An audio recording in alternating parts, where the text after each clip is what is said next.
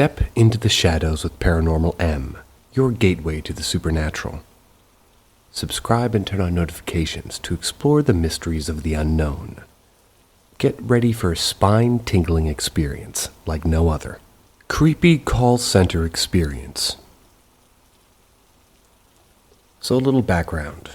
I work as a manager in a call center, more of an emergency care line. You know those pull cords and pendants that vulnerable elderly people have? Well, we're on the other end of them. I've worked there for around 2 years, never had anything spooky or paranormal come through, despite dealing with death on a daily basis.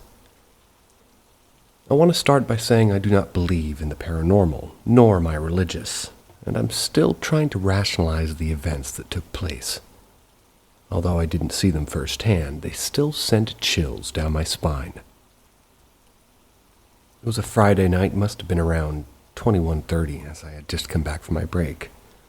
I was the only supervisor on duty. I received a call from an operator, home working due to COVID. They were stating that they had received a call from a paramedic. We had called out for an alarm activation in a property with no response. They wanted a supervisor to call back. Now, we get a lot of people saying that they want to speak to the manager, and it normally means somebody wants to complain about something, so I shrugged it off. The weird thing is that when I asked the operator why they needed me specifically, she said that the paramedic wouldn't tell her, which is really odd. So I called them back on the number, and they provided, I was kind of thinking to myself, which operator screwed up now?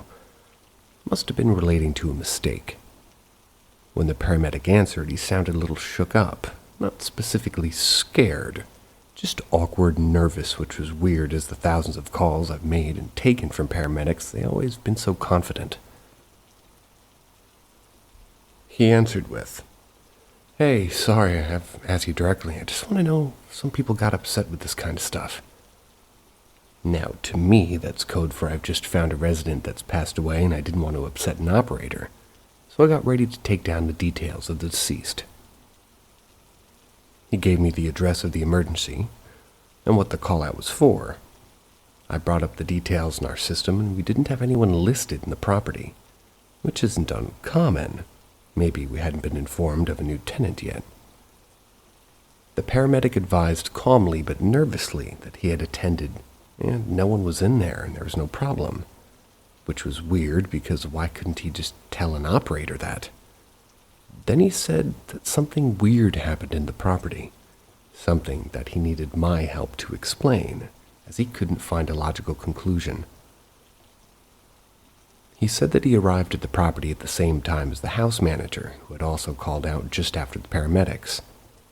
The property manager advised that it was weird that they had been called out, as the previous resident had passed away in the property over 2 months ago, and after the property was gutted, no one had been in. Anyway, they unlocked the door and entered it. The air was musky and dry, which made sense as the place was empty. But as the paramedic called out to see if any help was required, the property manager stopped in the doorway, frozen still. The paramedic asked what was wrong and said that was the last time he was in the property. The couch was in the middle of the lounge. Now it was sideways up against the wall. A few moments passed, and he put it down to the resident's next kin, maybe. Maybe they were just moving it to clear up. The two ventured in, the paramedic calling out still, and after they headed down the corridor to the kitchen, the paramedic froze. On the ceiling there was one of the resident's pull cords spinning parallel to it rapidly. Then, as he just watched and waited, the cord began to slow down, and as it did, it began to move away from the ceiling. He then took a step, thinking somebody might need help, and the cord span slowly. The cord span slowly to a stop. Spun. It was just dangling there as if it was never even moving. Both men searched the property thoroughly, thinking that somebody must be in there to make the cord spin that much, but no one could be found. They both met just outside the kitchen again, and the property manager said that he had just had to go back as he had to go and make dinner. But the paramedic knew that the man was shaken and just wanted to leave. They both stood in the hallway, looking at the cord for a few moments before leaving swiftly. When both men were outside, they tried to rationalize why this cord could be spinning and what caused it to call through to my call center. The property manager said that the next of kin, the resident, they had a pendant at their house, so that may have triggered the activation, although they lived over 100 miles away. Over the phone, the paramedic asked me if this may have caused the call-out, but I know these devices have a range of about 300 meters. It would be impossible for the device to have caused the call-out. I asked if it could have been caused by a draft from the window or the door or the extractor fan. He advised that the extractor fan was off, all windows sealed shut. There was very little wind that night, and due to the location of the kitchen, there was no way that any breeze from the door would make it in there. Now, I just want to reiterate his tone of voice. He sounded genuinely concerned. Said that in his 11 years on the job, he had never, not once, seen anything like it. I had only been working in the call center for 2 years, and this is the first time something like this has come through to me. He said that it reminded him of watching one of those ghost hunter shows where the mystery can always be put down to special effects. But he couldn't explain what he had seen. It was making him uncomfortable. He also let me know that he was going to call me from his responder car just outside the property, but he got a strange feeling that something was watching him. He drove a mile up the road before calling. Anyway, he said that we could update our notes as there was really no one in there, and he was going off to get himself a drink. It was the end of his shift, and he needed to forget what he had just seen. I wished him a good rest of his night, and the rest just sat there thinking of what could have caused the pull cord to spin. Don't get me wrong, I could easily put the, activation of the alarm down to maybe a simple error. Happens all the time, but nothing could explain what he saw on that property. From my perspective, if a resident or next of kin or even property manager had advised me of the happenings in the apartment that night, I would have chalked it down to them just being a little crazy. But a paramedic who sounded genuinely terrified while telling the story on the phone? That just doesn't sit right. I don't know what caused the pull cord to spin, and I never will. I just hope this is the first and last time I hear of something like this happening.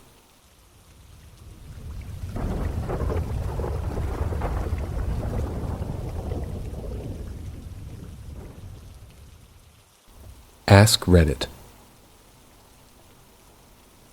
My dad told me and my brothers this story when we were growing up. It's always stuck with me, particularly on long drives when I'm feeling a bit sleepy. The first time I remember hearing it was after I asked him if angels were real. I was probably 7 or 8 years old. He drove trucks decades ago, before I was born and before labor laws around limits and brakes were more standard. I'm assuming it's different now. He'd fairly regularly accept calls that would extend his shift to where he was driving 24 or 36 hours or more without a break. At least a break longer than like a quick bathroom or fast food stop. My dad has a pretty mathematical brain. He's the type to make up logic puzzles out of something totally mundane just for fun. Whenever we were driving around town, he'd regularly ask me things like how long would it take us to get from home to the store if we were going 30 miles an hour but had to stop for 5 minutes in the middle because of family kittens were crossing the road, etc. He'd come up with similar equations for himself while he was driving solo that involved things that he was seeing like the odometer, mileage markers, the time.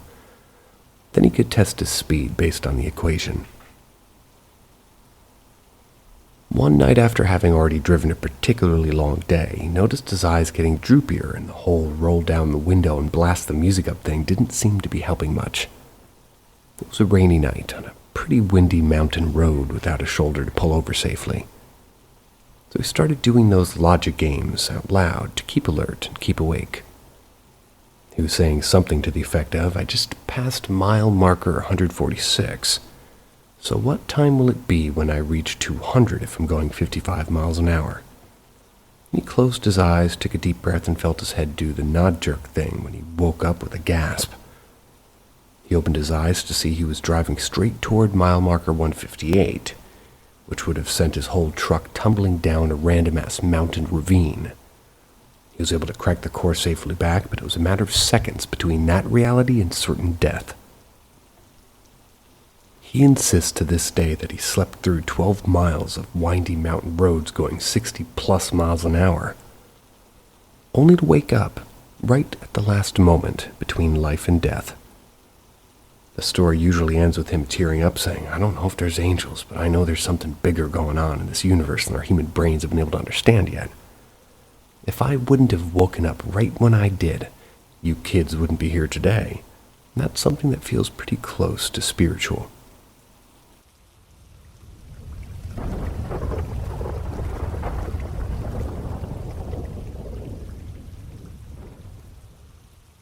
Ask Reddit. I have two, both of which occurred fairly recently, not long after my grandfather's passing. The first one was when one of our kitchen lights, which we've never had a problem with before since, went through this weird 3-week period of its like light bulbs just spontaneously burning out. And it would be only after just a few days after we had put them in. We went through several bulbs, several boxes of bulbs. The same results every time. We even called an electrician to see if there was some sort of power surge going on. Couldn't find any sort of explanation. It was only that light. None of our other appliances had any sort of problem. Then one night one of the bulbs randomly exploded out of nowhere at like 10 o'clock at night. That's when the light wasn't even on. Now, my mom is a pretty big skeptic, and even she was freaked out by this one. Ever since the explosion, that lights worked normally, no further issues. The second one was my dad's telescope randomly falling over when I was home alone. For context, my dad's telescope is big, very heavy. This fact is important. My parents, coincidentally, were visiting my grandma, my late grandpa's wife. I stayed behind because I had a test due that day, and I'd completely forgotten about it.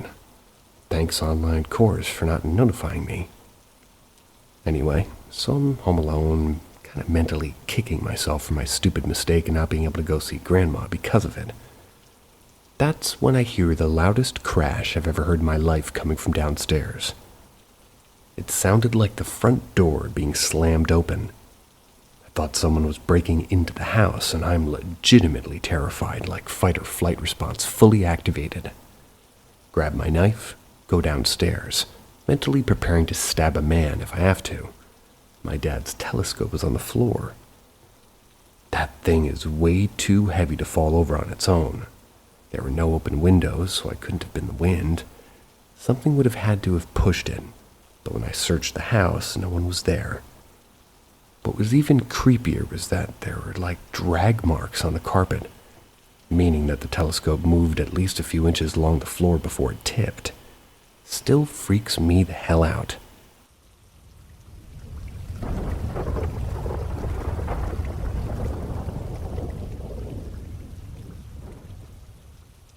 Ask Reddit.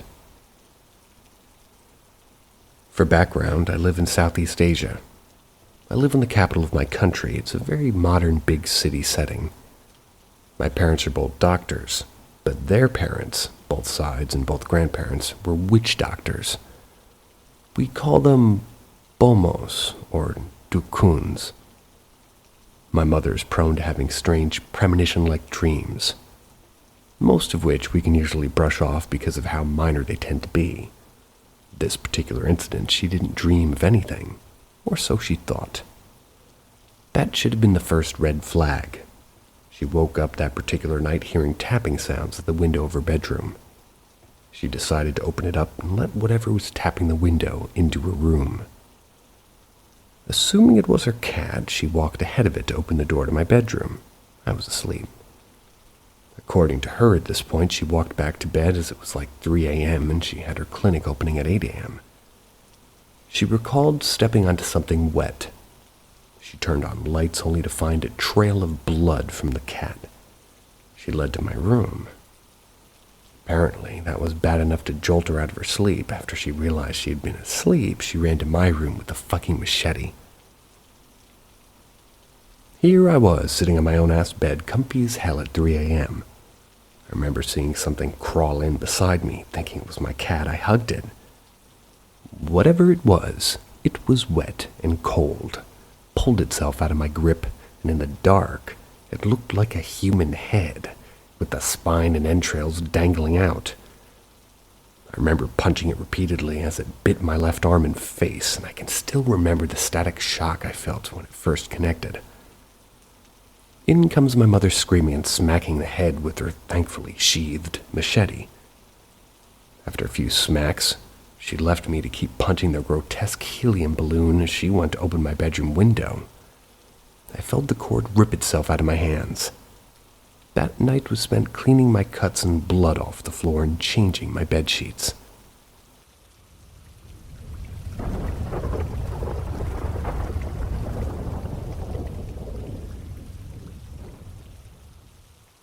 Ask Reddit. I was chilling in my mom's room, and we were both lying on her bed. She was watching The Conjuring 2 on the TV, and I was laying on my stomach while using my phone right next to her. We were head to head. I couldn't see what was on the TV, mind you. Out of nowhere, she snaps at me to quit lying on the TV remote because the info bar was blocking the show. I looked up, asked her what the heck she was going on about, and the info bar that showed up when we changed channels was going crazy. The TV channels where I live are 3 digits, and it kept going 666-666-666-666 continuously. Furthermore, the remote was right in the middle of us, nowhere close to either of our body parts. We're both looking at the remote hanging out in the center, and we both look back up to the TV still going crazy. A few seconds after we realized where the remote was, it totally stops. I thought the number pad was sticky or something, but it wasn't. A lot of weird stuff has happened in this house. We had our, do I have to specify Catholic, priest from the parish that we attend from a house blessing twice. On the second blessing, a few years after we moved in, the priest knew nothing about what we were experiencing. When he came, there were some areas of the house where he spent a lot of longer time praying. Afterwards, when we were having some tea, we prodded him to tell us what he knew. Every spot that he named and every spirit he described at these specific spots were totally spot on to what me and my other family members have witnessed. Once again, I have to make it clear that he knew absolutely nothing, and that our request was just, "Hey, Father, could you come over for our house for a blessing?"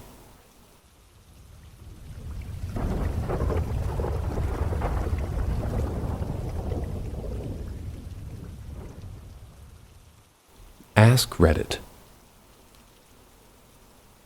So, quick context. I'm from the Midwest, and my dad had been a truck driver his whole life. Every summer until I was 14 or 15, I would spend on the road with my dad. It's a great experience, and I miss it every once in a while. You meet some interesting people on the road and realize just how different the U.S. is from place to place. My dad and I just got done driving from West Texas to New Mexico. We're at a truck stop about an hour before sundown. I'm about 11 at the time. My dad decides that we're going into the truck stop for a shower, and maybe dinner and a quick look at CNN before bed. As we walk in, a bunch of the locals are just chasing this scraggly-looking stray off the lot.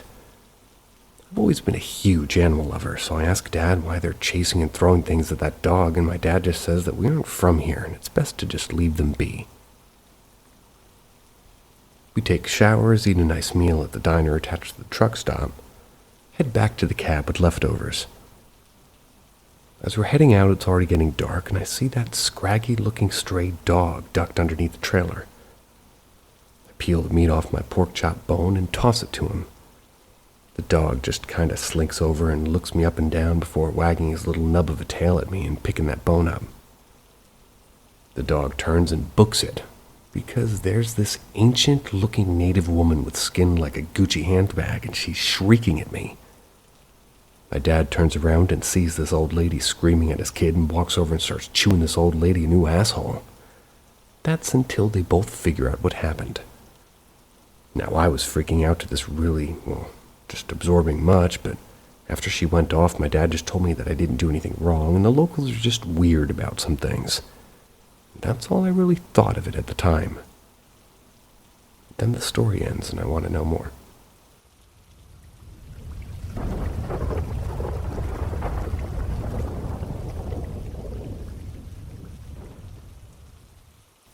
What was this thing? My mom lives in southeast Ohio at the top of a hill on a country road. One day my son, age 8 at the time, was riding his scooter up and down the road, something he wasn't allowed to do for safety reasons. So this country road is woods on both sides, but they aren't particularly dense on either side. The fields, like a utility crossing, splits the roadside woods from a bigger section of forest. He suddenly comes running up the hill, white as a ghost, teary-eyed, says that he saw something scary in the woods. He's almost inconsolable. He finally gets calmed down and we ask him what he saw. He says it was kind of like a stick figure, but thicker. It was all black, had no facial features, and looked like a man on the bathroom signs. Of course, we went to check, and he took us to a specific area, pointed out exactly where it was, even showed us how much taller it was than a dead tree in the area, roughly 7 feet tall. He was physically shaking the whole time, and he was showing us and talking about it. We told him it was probably a warning to stay off the road, but what could it have been? Anyone ever seen anything like this before?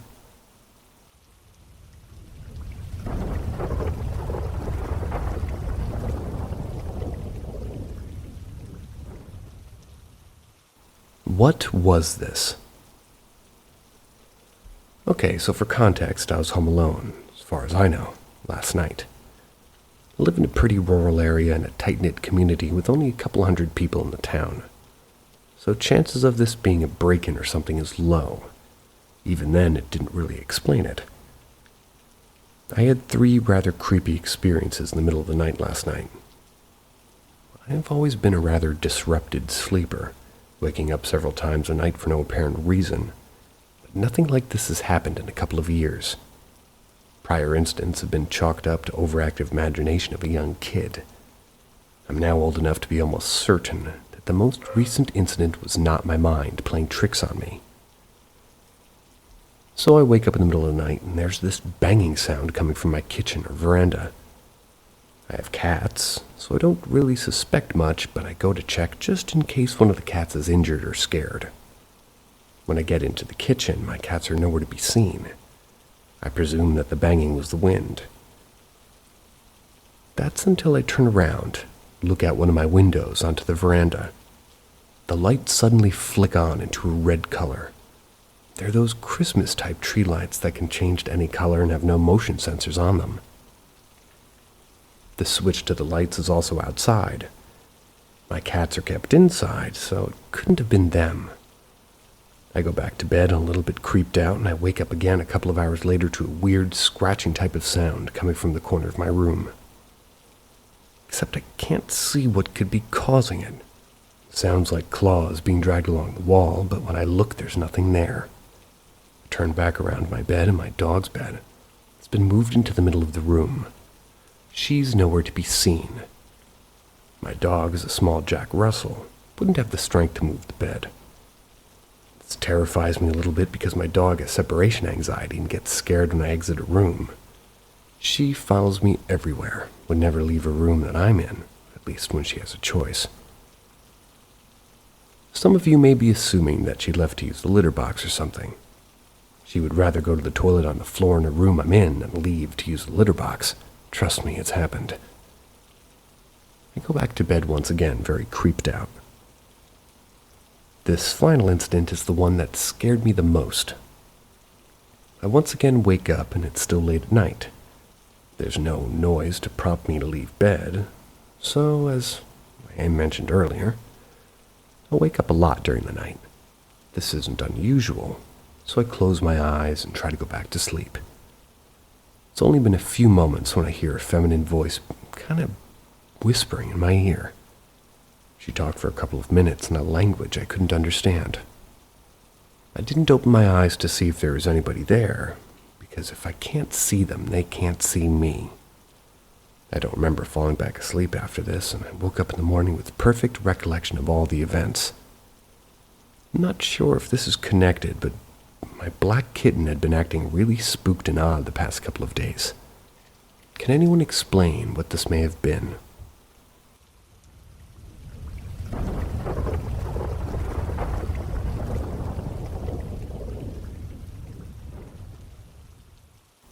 My girlfriend saw my uncle's death. This always struck me as being a bit weird. I'm still not quite sure what to think of it. I met my girlfriend, female 22, online 2 years ago. We lived 4 hours apart and hadn't met at the time. We'd been talking for a couple of weeks, and at this point, I'd mentioned my uncle to them. He'd been a huge part of my life, and he sort of stepped in as a father figure for me before I had to move far away from him at 9 years old. When I was in my teens, my uncle unfortunately passed away. His death had greatly affected me, and I'll be honest, I'm still not over it. Never told my girlfriend exactly how he died. I just let them know that he had passed away, and that I miss him and have some regrets that I didn't contact him more. My girlfriend had never met my uncle, as they've never been in the same state. I'd never even shown my girlfriend a picture of him as well. Well, one really nice day I decided to walk to work. While walking, I was speaking with my girlfriend over the phone, which is when it seemed like out of nowhere my girlfriend asked me what my uncle looked like. I was a bit perplexed, but described my uncle to my girlfriend, who oddly enough was giving me details of what he'd looked like. My uncle and I didn't look alike at all, by the way. Before I could get in those details, the really odd question was asked. They asked if I'd be willing to share how my uncle died. I agreed to share the story with them as kind of a bit tragic and upsetting. I won't go over all the details here as it's very personal. I apologize, but I don't want to put his death out on the internet. He had an accident, though, and it was truly heart-wrenching. As I told my girlfriend the story, they began giving me details on everything that happened. I was shocked and a little unsettled. My girlfriend was able to practically tell me how my uncle died and details about where he was when it happened.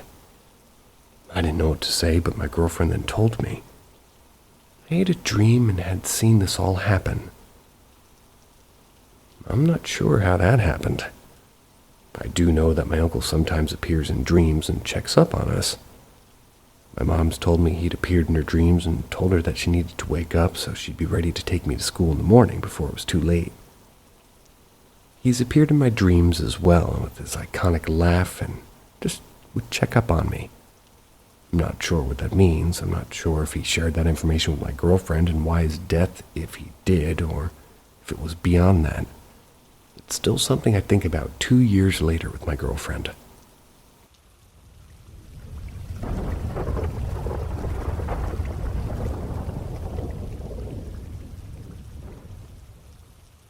Eerie cello music.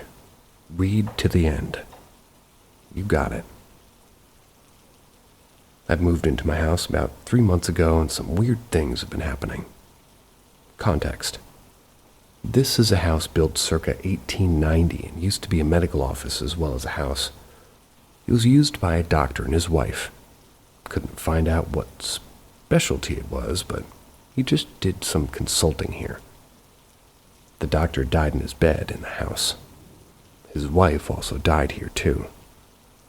There was a murder that happened next door where a man stabbed his brother, but this wasn't in this house. It was the neighbor's. I have the biggest bedroom, and although I've been trying to find the blueprint since I moved here, I have nothing. I think my room must have been the master bedroom and potentially where they died. Some slightly weird things have been happening. Some things that, although weird or weird coincidences, they can be explained scientifically except for one.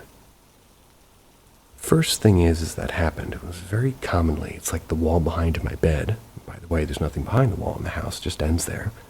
Makes a lot of noise. Imagine if you'd taken a sledgehammer to the wall and hit it really hard. You know that sound of the subsequent falling of materials? That's what I hear. obviously could be explained, and houses do make noises, but nobody else hears this, and the previous tenant also didn't. Makes little sense, since this isn't a hollow wall and there isn't anything there. Secondly, I woke up with 3 deep scratches on my cheek, even though there was nothing in my bed. My nails are extremely short, and none of my bedsheets have any zippers, and my pillows don't have feathers. Thirdly, I have a salt lamp beside my bed, which has previously been pat-tested by the university and deemed safe for use. It started flickering when I was on FaceTime. I was with a friend, so I jokingly said, "Oh, hi, Dad." For context, my dad passed away a couple of years back. The second I said that, the switch of the lamp started heavily smoking and sparking. Obviously, things break, but weird that it happened right after I said that. The one that I cannot explain is the one that happened 2 nights ago. For context, I'm a cellist, but my cello is currently in a different city. I had a recording of me playing the cello and learning a song, and I stumbled across it on my camera roll, so I played it. It was one of the first times I played the song, so it wasn't very good and contained a lot of mistakes. I played it and cringed, turned it off, went to do something on the other side of my room. I started hearing the recording again, so I just assumed my phone was playing the video again, so I went back to it. It wasn't playing from there, and keep in mind, although this was faint, it was very clear and going on for at least 2 whole minutes. It wasn't a cello rendition of the song, it was specifically my playing with all the mistakes. I didn't think much of it. I assumed it was my laptop because I have them connected. Went back and it wasn't coming from my laptop. I assumed it was my AirPods then. So found them and they were dead in their case, so the sound wasn't coming from there either. I turned my entire room upside down trying to find where it came from with no luck. I have no other technology in my room, and although it's a big room, an echo would last 2 minutes and wouldn't be so clear. After around 2 minutes it stopped, and I was a bit freaked out, but kind of calmed myself down. I started speaking to my friend and was sending a voice note explaining the situation. The second that I started explaining, my room went from pretty warm to freezing within a second. The window and door were closed. I got freaked out, didn't come back for 2 hours because I was so scared. Never had anything like it happen, and I'm not sure what to do. I've spoken to the previous tenant, and she's never had anything like this happen.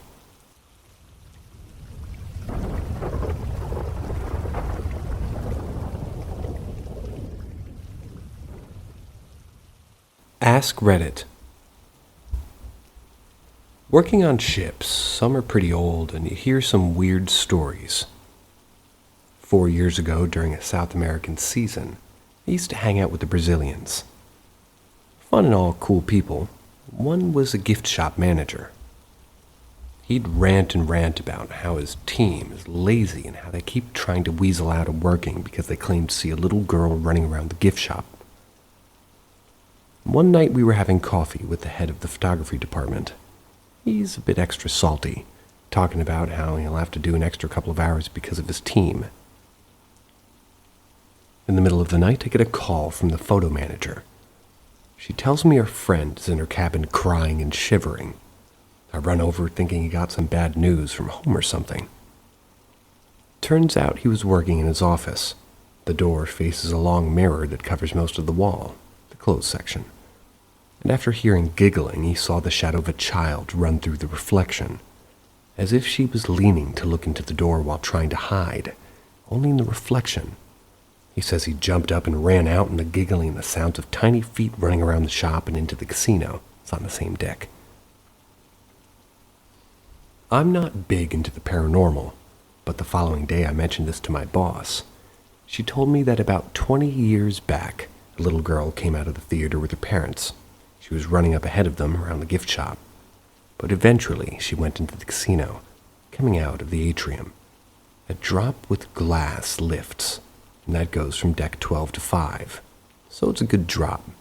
She leaned over the railing to look down, lost her balance, and fell, breaking her neck on impact and dying. Apparently, it was a common sighting at the shop and casino.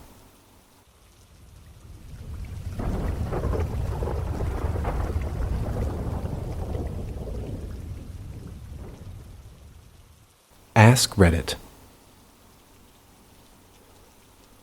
I had a favorite pair of silver hoop earrings that I liked to wear pretty much all the time. One day I looked for them and I couldn't find them. No big deal, I'm kind of disorganized and figured I just left them lying there somewhere. I kept my eyes open for the next day or two, figuring I'd stumble across them, but no luck. After they'd been missing a couple of days, I had a date planned for later that evening. Really wanted to wear them. So I really thoroughly looked everywhere I could think, behind furniture, under the couch cushions, etc. I especially looked in and around my bed. I had a tendency to climb in my bed with them on, and I could feel them poking and pulling my head, and they would hit the pillow. My usual habit was to sleepily pluck them out and toss them on the nightstand, but sometimes I'd miss. So I looked everywhere, behind the nightstand, under the bed, in the sheets, under the pillows. Nada. Bummed, I gave up. A couple of hours later, I went and got ready for my date. Just as I was about to leave, I glanced at the bed. There, resting in plain sight on top of my pillow, were my earrings. I was home alone at the time and hadn't left the house in between looking for the earrings and getting ready for my date. There's no way I could have missed them, and I can't for the life of me figure out how they could have gotten there.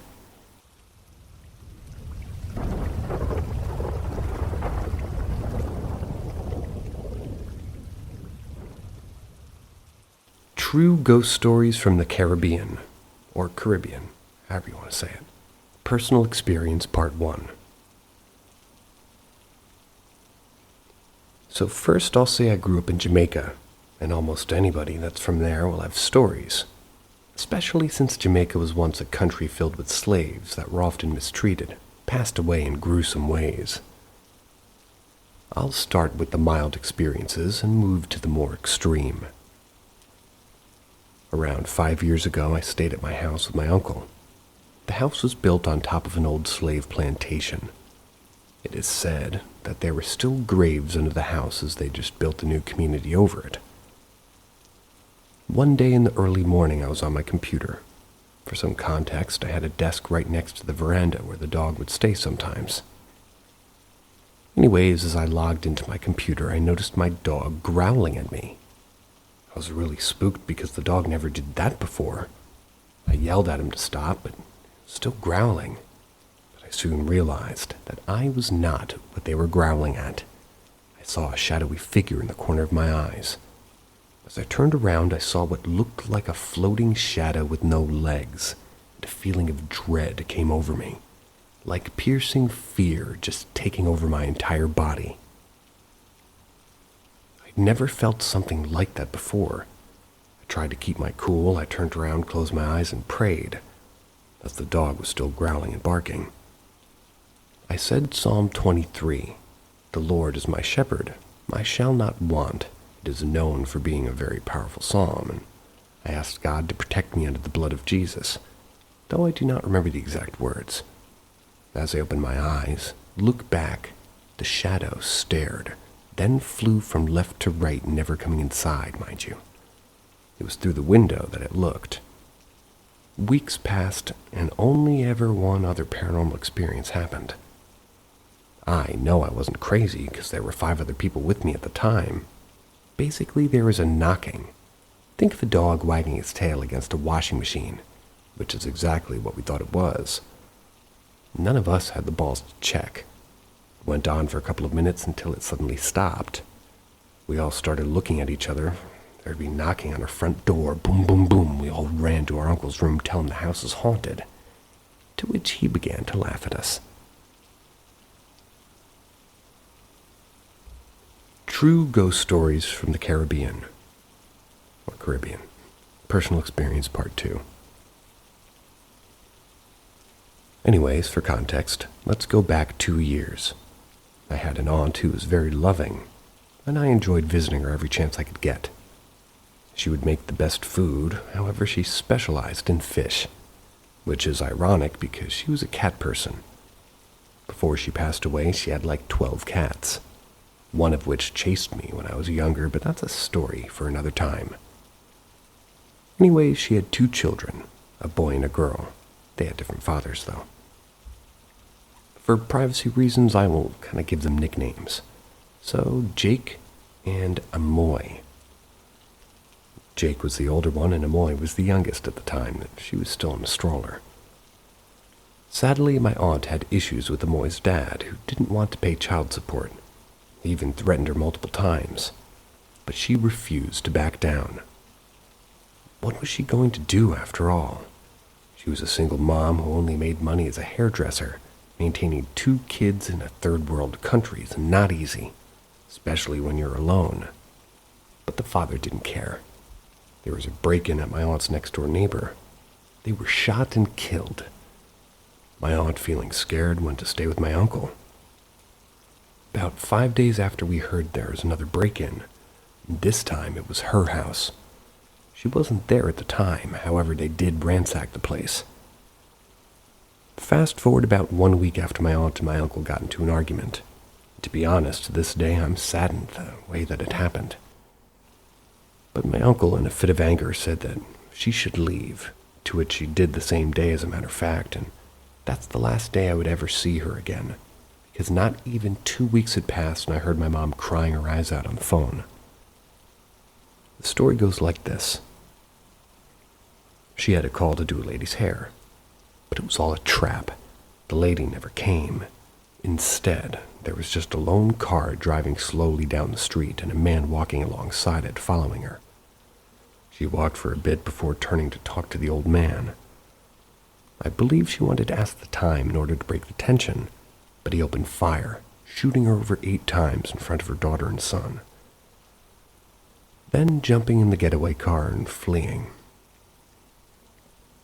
The daughter was still a baby at the time, and she doesn't remember. Sadly, the son still resents his sister even to this day because he believes it was her fault, since her dad is the supposed person who ordered the hit. Fast forward now to a year after the events of my previous post. Amoy was now around 6 years old. Again, not exact for privacy reasons, since that's somewhat well-known incident in Jamaica. We had moved to my other aunt's house because there was a falling out between my mom and my uncle. Fair to say my uncle does not get along well with people. Anyways, while at my other aunt's house, strange things started happening. Amoy caught a crazy fever out of nowhere, and they began seeing and talking to things that were not there. I remember one night I saw her squealing in pain as if it seemed like she was being pinched by something I couldn't see. I was dumbfounded, and with each incident, the fever got worse and worse. And for those of you who don't know, it's believed that whenever spirits interact with people, particularly children, it makes them sick, like really, really sick. And if it doesn't stop, it can lead to death.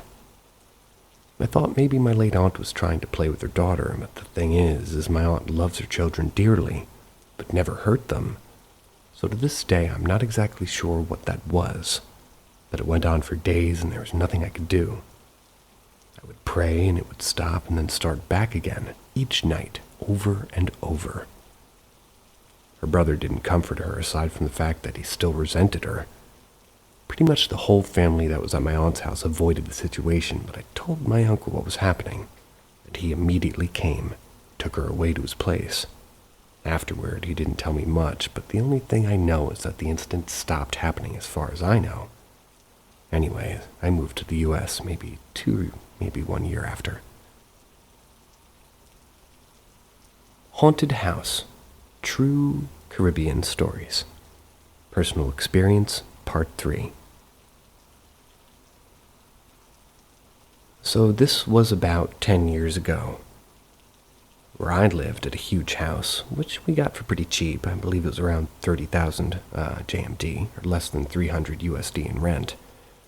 We thought that we had hit a gold mine. It had enough rooms for a whole family, and we even had roof access, which was rare in Jamaica. Anyways, on to the spooky stuff. It started with my baby brother. When we moved in, he would immediately get sick. It's a common theme with ghosts interacting with children, by the way. We didn't think anything of it at first because shit happens. So days passed. Then one night while I was asleep, I was awoken by screaming. both my aunt and my mom yelling various Bible scriptures and verses. "I rebuke you in the name of Jesus," among other things. Not gonna lie, I was scared out of my pants. I just laid there in bed quivering in the sheets until I eventually fell asleep. The next day I heard my mom telling my grandma what had happened. She also started calling other members of the family to tell them what happened herself. She said that there was a large shadow. It was humanoid in appearance. Picture your shadow standing upright. It was seemingly trying to pick my little brother up out of a crib. My aunt, a devout Christian, saw it first, then called my mom. If you all remember my previous stories, Jamaica is known for paranormal experiences. The main reason being all the slavery and wars that were fought here. So most people should have at least some sort of experience, especially the elders who grew up in the most country area. They suggested that we use frankincense. Usually people burn it before they move in, as it's said to be able to clear negative energy and evil. Anyways, fast forward 2 days. I bought some goldfish in a bag on my way home from school. I decided that upstairs would be a good place to keep them. I made a makeshift tank for them. But as I walked into the upstairs room, I saw someone sitting in a chair in the corner of my eye. I turned and looked, and it was a male, fair skin color. He seemed like he was tortured, or like a busted face, mouth wide open, bleeding all over the floor, both through his mouth and body. He was sitting laid back in the chair staring at me. I slowly turned away in disbelief, and when I turned back around, there was no one there. The chair didn't even exist. I went and told my younger brother, and we have 4 brothers. He said he also had a freaky experience. He said that on some nights when he would try to go to sleep, he feels like someone was squeezing his head together, like legit squeezing to the point that he would cry. He would not be able to move. It got so bad that he would try not to sleep at night. Needless to say, I was freaked out beyond words because, as of now, as far as I was concerned, we needed to get out of this house. It's one thing just seeing freaky shit, but when that freaky shit starts interacting with you, that's a no-no. So I asked my parents if we could move because they had their own experiences. But we had just moved in, so we had to stay there a while longer because we needed to find somewhere else to live. Money doesn't grow on trees, especially in Jamaica. We ended up staying for a couple of months before leaving. But to conclude, if something is too good to be true, it probably is. It was a good-looking house, but we later found out that the previous residents had issues with it too. And apparently, somebody had been killed in that house. How I Almost Died. True Caribbean Stories. Personal Experience Part 4. This was me as a baby. I don't actually remember it, but this is my mom's description of what happened. So when I was around 2 years old, I got really sick after spending time at my mom's friend's house. However, whenever my mom would carry me to a hospital, the doctors wouldn't be able to find anything wrong, and the fever would be gone. So anyway, this went on for almost a week, and I never got any better. My mom was worried that I would pass away because I started to lose weight. She checked on me in the hospital and just took me to another one, but the same thing would happen. She tried various hospitals, spending thousands of dollars with no results. After which, she called my grandpa with tears in her eyes, telling him what was happening. He said that, she should take me up to see him in Jamaica. Herbal medicine is very much in the culture, so that was what he wanted to try. But he would be in for a shock. My mom brought me to spend time with him. He bathed and took care of me, after which I was put to bed. Things started getting crazy. My mom heard Grandpa screaming, get out of here!" He was chasing something through the house in broad daylight. He'd chased the ghost out of the house who was a young boy. He was playing with me as a baby. That's why I said in previous posts that when other entities interact with people physically, in particular children, it can make them sick, even if they don't mean for them to get sick. Jamaican elders are known for dealing with such things, especially the Indian ones, which my grandpa was. He performed some sort of ritual to which I never got sick again after. So to conclude, if you see your child getting sick with no reason given by the doctors, try taking them to a church or someone high in spirituality. Of course, make sure you do conventional doctors first. And for those of you who don't know, entities can appear in the day as well as night.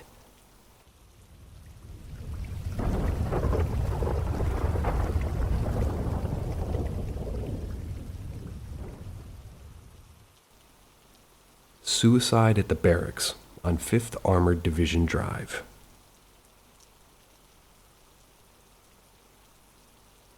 It was 2010. I was at Fort Drum, New York. My unit, the 1st Brigade Support Battalion, just got back from deployment. We were doing 24 guard duty at the brigade. One guy that was there a lot ended up becoming well known by us in our unit. Every time I'd be on guard duty, I'd talk with the guy. There was nothing else for me to do except to watch movies or talk to the other guy I did guard duty with.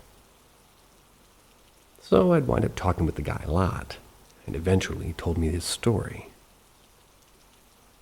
He said that he was upset because his unit was deployed and he'd been held back on what's called reared because of some psych problems that kept him from deploying. He said the Army was looking into his case and that he was planning on deploying sometime later. He told me the unit he was attached to was the 2nd unit that he was attached to. The 1st unit deployed without him because of the same problem, and a couple of people knew he died. A couple of people he knew had died. We rotated out of the 24-hour duty, and after some weeks, it became my turn again. I remember not seeing the guy after thinking about him and getting up, looking all around the building for him to talk with him and see how he was. I felt bad for him in his situation, and I remember not seeing him. I just went back and sat next to the other guard on duty, asked about what was going on with this guy, and why he wasn't there. He told me the news that he had just found out that he was not going to be deployed again. I think I might have thought that I'd see him again. It was sometime soon after that I was just getting home from work in the DFAC near the 5th Armored Division Drive. I got my barracks and noticed police cruisers with their lights in front of the barracks next to ours. That's where the unit he was attached to stayed. I probably didn't think much of it and just went to my room. And at the time, it was the new barracks where you have your room that you shared with the other person. But then you have your own personal room, and your neighbor has his own personal room, just to give you an idea of the kind of space. My room size was just big enough for one bed along the back wall. One desk just before the bed and one dresser near the butt, to the left at the foot of the bed. The room also had a closet on the other side of the dresser. It was late at night, so I'm just about to go to bed. I get changed, turn the lights off, and turn the TV on. The nanny was playing and laying on my bed. I never even closed my eyes. I hear a dog growl coming from my closet. Dogs aren't allowed, but it wasn't a dog because nothing wasn't a dog in my closet. I immediately sat up with my feet on the ground, sitting on the side of my bed. That's when I seen an orange orb from near my door and shoot past my head. Went across the room in a second. Without hesitation, I got up and went to the window to see if it was a car. But then it occurred to me that the closet road was on the other side of the field a good distance away, probably 200 feet away.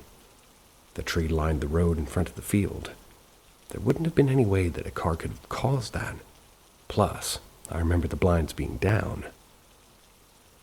The thing that's real fucked up, the next morning we were in morning formation, and the first sergeant put out that there was a suicide in the barracks right next to us. If anybody knows the person, there's counselors available. To recount this still makes me choke up. But I remember this recounting vividly because I tell it over and over. Because there's always people that don't believe in ghosts. Plus, I always write down my experiences to limit the inaccuracy and to be as factual as possible, which I suggest for others to do as well. I second that.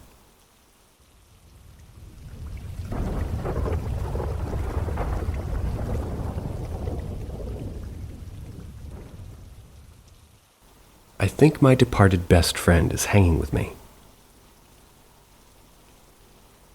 My best friend passed away 1 year ago, this last February on the 19th. She was 36, effervescent and salty. She was fine one day and the next found out that she had a brain tumor. A year later she was gone. I hate that she's left, and I'm sad my son won't know her laugh, and I'm still devastated by her loss. Not sure if I'll ever recover. She had a ha-ha sense of humor. She found mild inconvenience amusing, but would have moved heaven and earth if we needed her to. The first time I realized she was with me was during a fairly devastating day at work. I don't have a difficult job, but it could be emotionally heavy and repetitive. Went to my car for my break and turned on the radio and started scrolling my phone. The song came on that everybody hates. I only say that because I've never met anybody who likes it. You cut out a piece of me, and now I bleed internally. Bah! Awful. Ugh, I hate this song. And immediately the dial shifted to static. Not to the next station, not to the next signal, just static. To the very next number. I was listening to 100.7. It was now 100.8. Looked at my steering wheel. I pressed the buttons on the surface to see which button would make the dial move, only one digit. There wasn't one. That was the first time. There are other things like my toddler son, having random conversations with the wall, but the most obvious is the earring game. I've since realized that there's this game she wants to play. It's when she wants to show me something or wants me to pay attention to something. My right earring will fall out. It could be a hoop, a stud, a post with the back. It could be a chandelier and a wire, whatever. I don't designate my earrings left and right, I just put them on. But some days, and especially recently, my right earring will just fall off. If it had a back, it's either still stuck to my ear or on the ground by my foot when I go back down to get the earring. It sort of became a joke in my office because one day, on my way back from just being outside, someone noticed my earring was gone. I went back and found it and didn't really think much of it until it happened again with a different pair. I made a joke about how I must have had this ghost tugging at my ear, and it hasn't happened in a half-dozen times since the 4 others. Not sure what she's showing me, but I always get some good clarity in those moments. I don't know if it means anything, and if it is anything, or if I'm just missing my friend. I'd like to think that it's her way of pulling my ear to remind me that I have better things to do, or to complain less, or just to let me know that she's not so far away. So I put on earrings every day hoping that I might feel one fall away from me, just so I can say thanks to her for always keeping me company.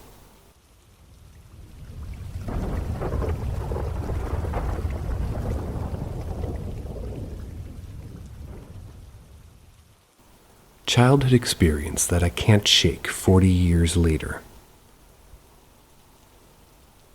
I've never spoken about it, but it feels like a trauma memory because it's so vivid. I've never experienced anything else in my life, but I feel this was enough to shape my interpretation of the world from a young age. I was visiting a great aunt with my family, as we did twice a year. Set off at 7 a.m., drive 2 hours, then leave at 4. We never stayed over, even though she had extra bedrooms and was lovely, so I always thought it was weird. We also were never allowed upstairs. That's in about 15 visits. I only went once more after the first time. My memories of me at 6 playing with my younger brother in the lounge. Then I was upstairs in the doorway of my auntie's bedroom. She was in the room, stood next to her dresser.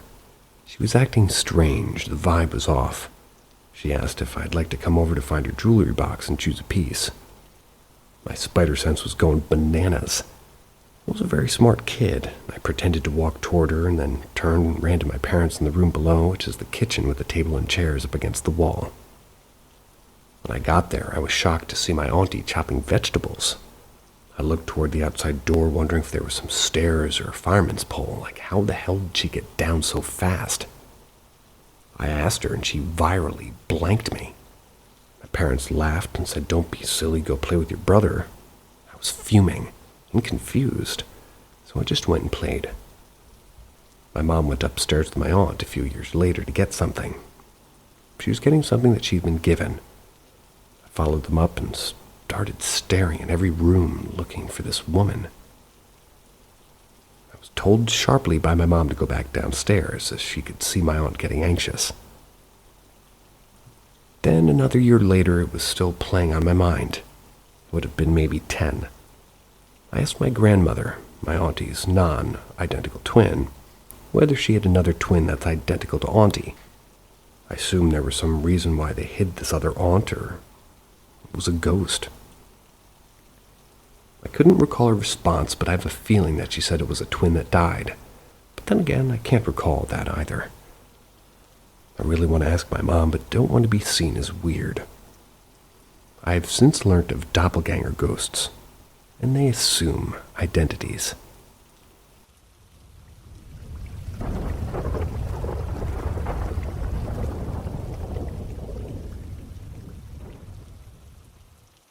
Seeking advice on a possible haunted apartment building I lived in for 18 months. I want to say that I always keep an open but skeptical mind. It took many occurrences to get to this point, and I, my wife, and my cat moved into this apartment about 18 months ago. In that time frame, little things kept happening. I would just brush them off as being, me being tired. Now the activity doesn't happen all the time. Sometimes nothing happens for weeks. Other times things happen for days at a time. Just to give you some memorable things that have happened. Also, for some reason, these occurrences are happening more frequently.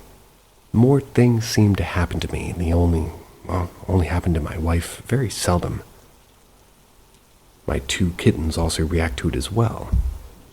When it's around at times, I get this intense feeling. It's like a chill that runs up through my body, but different. I can only imagine it feels like energy. 1. Sitting at my computer and feeling a strong rub against my leg.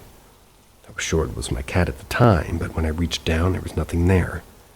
My only cat at the time was sound asleep on the other side of the room, and there's nobody else in the apartment. I also get the sensation of my hair being lightly touched at times.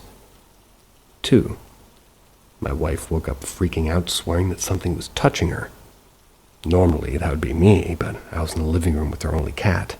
It only happened once, but freaked her out. 3. I've seen what looks like a small black flame floating in the air on multiple occasions, mostly in broad daylight and just totally random. 4. I have this thing recorded on my phone. My buddy suggests I should ask it questions. Last month it was around 1 a.m. I usually stay up late. Randomly that feeling came on. I decided to whip out my phone and ask it questions. I asked it if I'm here, and I have a voice that's kind of hard to make out, but it says I'm here, and it mumbles something else. It was much deeper than mine and kind of gave me an old man vibe. Yes, I still have that recording. This was in combination of my kittens acting in a weird way I've never seen before or since. They were freaked out, and one even hissed at her brother. The boy slinked around the wall and was on edge, and I've had them for 4 months and never seen them do that. And this all happened within a 10-minute time span. 5. Just tonight by accident, I got a crazy intense orb on my camera. I have a nanny cam to keep an eye on my crazy 2 kittens while at work, and I had all the lights off in the room, just the back TV lights to test the IR feature. I seen it once and decided to try to record it if it happened again. Got a big bright orb coming out of nowhere, and it's really bright considering almost all the lights in the room are off. And yes, I have that on camera.